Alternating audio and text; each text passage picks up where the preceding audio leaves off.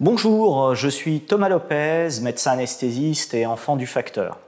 Je vais vous parler aujourd'hui de la rupture de communication, premier volet d'une série sur la communication opérationnelle. Alors, que sont les ruptures de communication? Ce sont des informations mal transmises, qui n'arrivent pas à destination ou qui sont transmises au mauvais moment à la mauvaise personne. C'est aussi les non-dits opérationnels, les communications et informations non transmises. Alors, comment peut-on expliquer ce phénomène de rupture de communication dans nos environnements de soins? Eh bien, nos environnements de soins sont dynamiques. Ils ont de la pression temporelle, ils ont de l'incertitude, nous n'avons pas toujours toutes les informations avant de décider. Et ils sont pluri-intervenants. Il y a des intervenants venant notamment de cultures métiers différentes.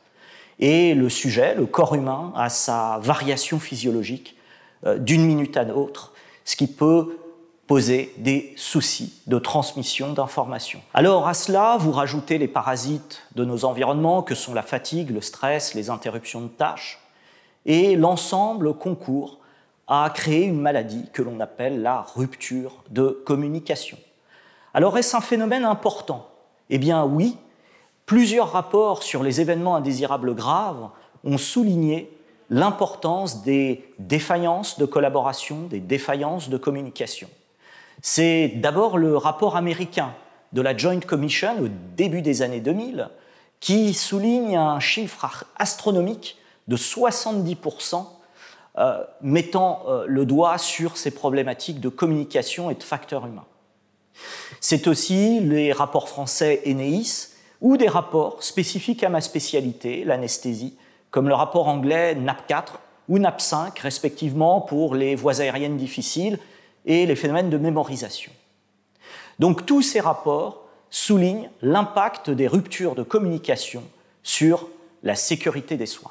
Existe-t-il des solutions pour réduire les ambiguïtés dans les informations que nous transmettons à nos collègues et ainsi réduire ces ruptures de communication? Eh bien, tout d'abord, je commencerai par un mantra, 10 secondes pour 10 minutes. Même dans un environnement dynamique, nous devons prendre le temps de communiquer.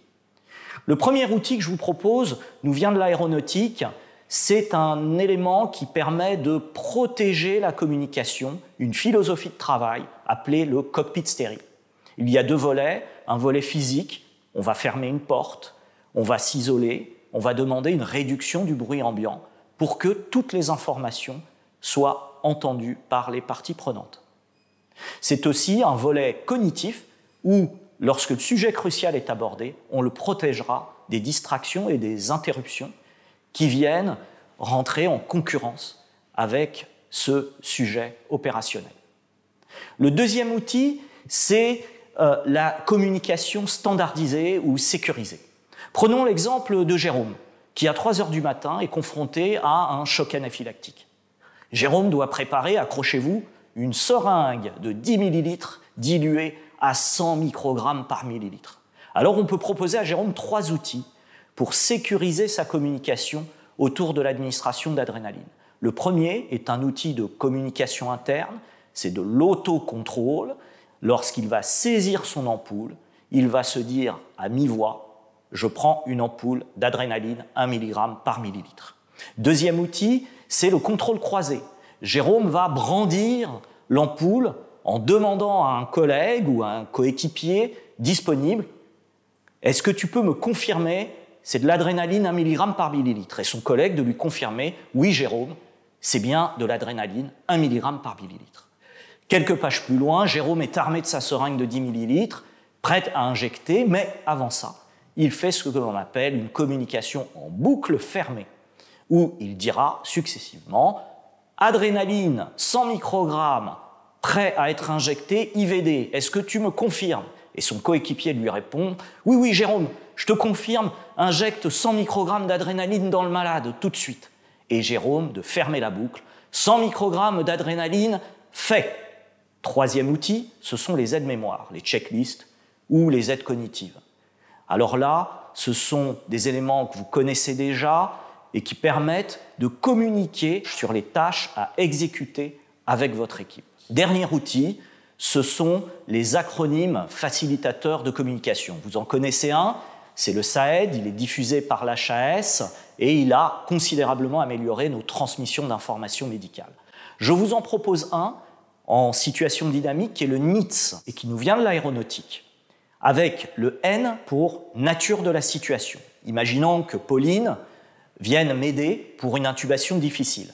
Pauline, je suis face à une intubation difficile. Le I pour intention. Pauline, je voudrais réintuber le malade, est-ce que tu peux aller chercher un vidéolaryngoscope et un mandrin d'Eichmann? Le T pour le timing. Pauline, nous avons le temps, j'ai mis un masque laryngé, j'attends juste que le malade resature à 100% avant de me réexposer. Le S pour sécurité. Pauline, je te rappelle qu'il y a un programme d'ORL en salle 3 et il pourra venir nous aider s'il y a une perte de situation pour pratiquer une trachéotomie. S aussi, Pauline, en termes de sécurité, écoute, ce n'est pas une intervention urgente, si on n'y arrive pas, on réveille le malade. Pour aller plus loin, 3 références, évidemment le livre de Jérôme Cros, Mieux communiquer entre soignants. N'oubliez pas les vidéos du Dr Captain Régis Fusier, aussi enfant du facteur, sur la communication sécurisée. Et enfin, la vidéo de Philippe Agnès sur un acronyme très utile, aussi en situation dynamique, le FORDEC. À très bientôt sur la chaîne des enfants du facteur.